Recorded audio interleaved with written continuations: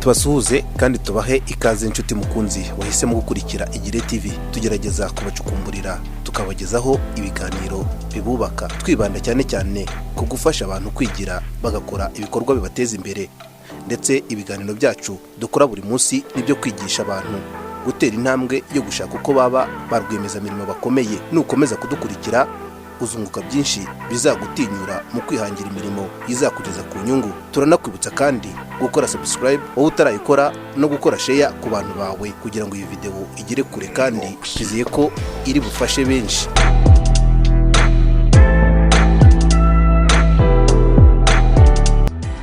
Tuti mukunzi, tubizi ko nge nawe mu buzima bwacu bwa buri munsi buri wese aba yifuza gutera intambwe mu bukungu, akagira umutekano n'ubwisanzure mu bukungu. Ibi kubigeraho bisaba kubona umusaruro nta numwe ugutekerereje. Mu yandi magambo, bisaba ko umuntu afite akazi yikoresha ntawe umugenga, akigenera igihe cy'akazi n'igihe cy'ikiruhuko. Umuntu wese ukoreshwa aba yifuza kugera ku rwego rwo kwigenga ku murimo. Ntabwo twakwirirwa turondora ibyiza byo kwikorera, ahubwo uyu munsi twabageneye ibintu bitanu byagufasha gutera intambwe ukihangira umurimo.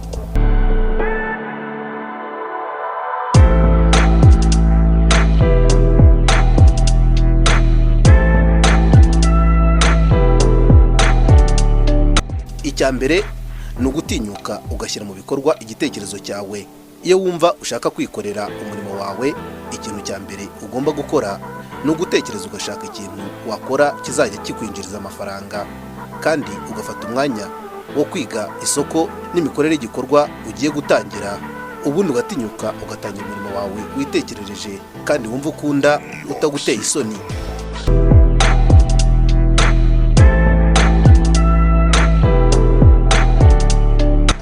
Icya kabiri, kwanga gusuzugurwa. Iyo udafite akazi cyangwa se ukaba ugafite ariko kataguhemba uko ubyifuza ngo wikemurire ibibazo, wisanga aho uri mu bandi usuzuguritse, kuko nta mafaranga uba ufite.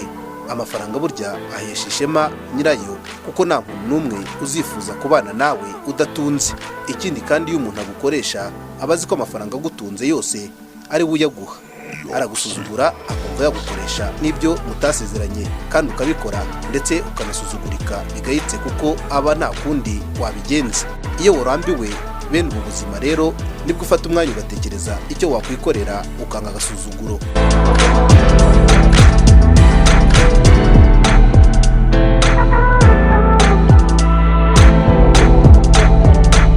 Ikintu cya gatatu, kwizera iterambere ry'umurimo wawe. Iyo wiyemeje kwihangira umurimo kandi wumva uwukunze, byanga bikunda utera imbere. Bigendeye ku ngero zifatika, akenshi usanga umuntu akoreshwa niyo yaba ahembwa umushahara uhagije, ariko iterambere rye ugasanga riri hasi ugereranije n'umuntu wihangiye umurimo, akirinda gukoreshwa n'abandi. Umubare munini w'abantu bakoreshwa bagera ku bikorwa bifatika babikesha imyenda baguza muri banki n'ahandi hatandukanye, ndetse usanga ifite inyungu nini cyane, kandi uyu muntu azishyura banki mu myaka myinshi, mu gihe umubare munini w'abantu bihangiye umurimo bagera ku bikorwa bifatika mu gihe gito kandi nta madeni, ahubwo babikesha gukora umurimo wabo, kuko inyungu yose iba ibonetse nta wundi bayigabana. Ibi rero bitanga icyizere ko n'undi wese wagerageza amahirwe byamuhira.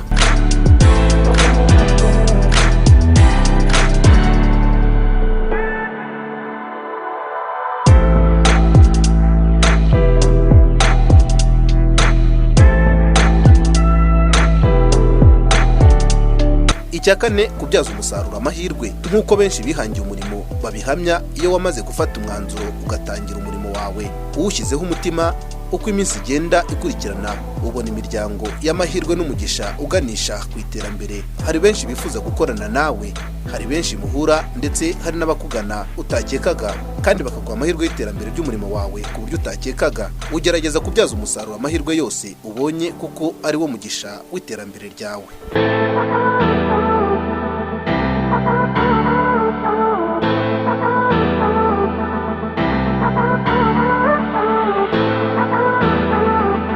Ikintu cya gatanu ni ukwirinda kuba umugaragu w'igihe. Iyo wiyemeje kwihangira umurimo, ugomba kwitoza kubahiriza igihe, ukamenya agaciro k'igihe n'igikorwa kibanziriza ikindi waba ufite icyo gukora, ukagikora vuba kandi neza, ukirinda kuba umugaragu w'igihe, hamwe mu bakoreshwa bazinduka kare birinda gukererwa ariko umusaruro ukaba muke ugereranyije n'amasaha yakoze akazi. Mu Kinyarwanda babivuga neza ko ibi ari ugukorera ijisho.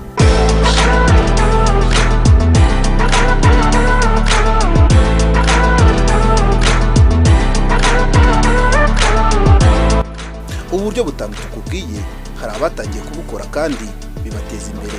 Urugero ni urw'uyu mukobwa wo mu karere ka Burera wabigezeho ndetse anaha akazi bagenzi be, bituma aya mahirwe ayasangiza Perezida Kagame ubwo aheruka gusura aka karere. Nje nitwa Dushimirimana Beatrice, mvuka mu murenge wa Ceru mu karere ka Burera.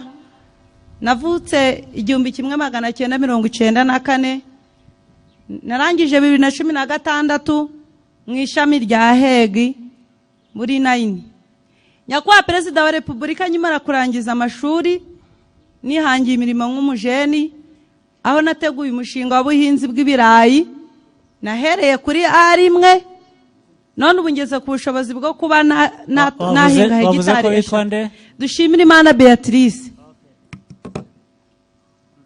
Nyakubahwa Perezida wa Repubulika, ndi umujeni uhinga ibirayi, nkabihinga ku buso bugera kuri hegitari 3, nkasarura amatoni 30. Nyakubahwa Perezida wa Repubulika, nahaye urubyiruko akazi mu gihe cyo guhinga, gutera, gusarura.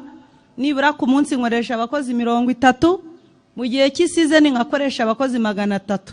Nyakubahwa Perezida wa Repubulika, mfite abakozi 6 bahoraho b'urubyiruko, 3 ni abakobwa, abandi 3 ni abahungu. Muri abo bakozi 300 harimo ingeri zose, urubyiruko, abadamu, abagabo. Nyakubahwa Perezida wa Repubulika, tugendeye ku mutekano mwiza dukesha ubuyobozi, ndi umujeni wagerageje kwiteza imbere. Amafaranga nakuye mu birayi minga, naje kwiyubakira inzu nkoreramo ndetse ngura n'isambu minga mibirayi. Suyu gusa kandi na niyo dushima Diedone, umusore wize itangazamakuru ndetse akanarikora imyaka irenga 6, yahisemo kurireka ajya kuba uwikorera kuri ubu umuhinzi usarurira isoko ry'i Burayi.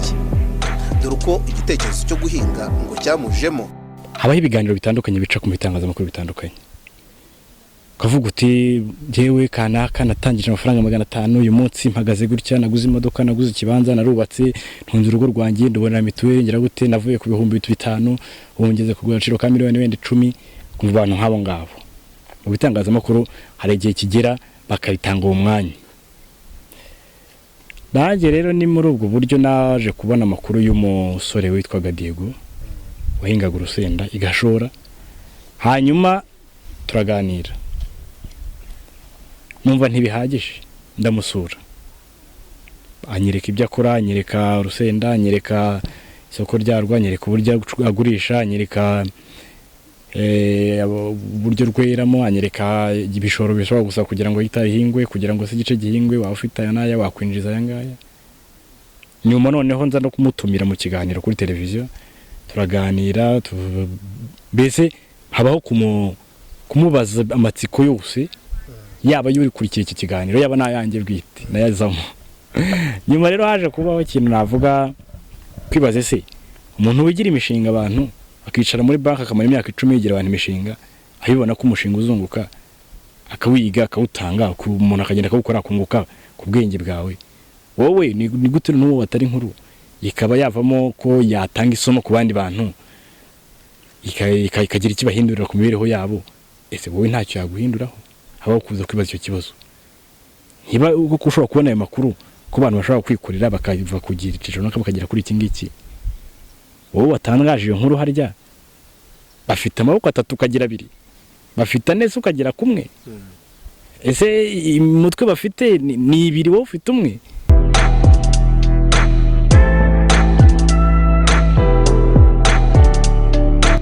Uku kwihangira umurimo kandi ni ingingo ishyigikiwe na Leta y'u Rwanda. Perezida Paul Kagame mu kiganiro aheruka kugirana n'abanyamakuru mu kwezi k'Ugushyingo 2019 yavuze ko abanyeshuri barangije kwiga muri kaminuza bakwiye kwitegura guhangana n'ibibazo basanze muri sosiyete y'u Rwanda.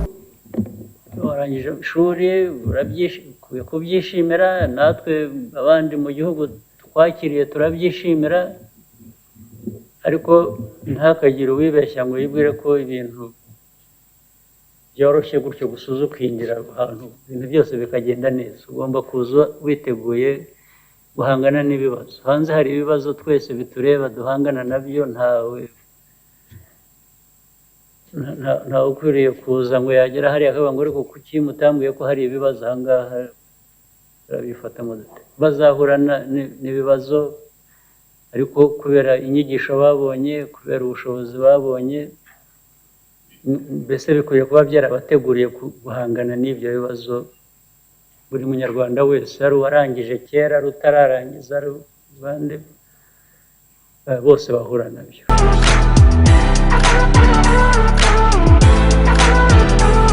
Niwihangira umurimo kandi ukagerageza gukurikiza ibi tukubwiye, ndetse ugakura isomo muri izi ngero zifatika z'abashoboye kubigeraho, byanga bikunda bizagufasha kwiteza imbere mu murimo wawe. IGIRE TV ikwifurije kubaho neza, wirinda kubaho ntacyo ukora, ahubwo ugatinyuka umurimo uwo ari wo wose, niyo waba wibwira ko usebye, kuko akazi kabi ariko kaguhesha keza, kandi uburambe ku kazi aribwo butuma umenyera umwuga wawe. Ugira amahoro kandi ugira ubukungu.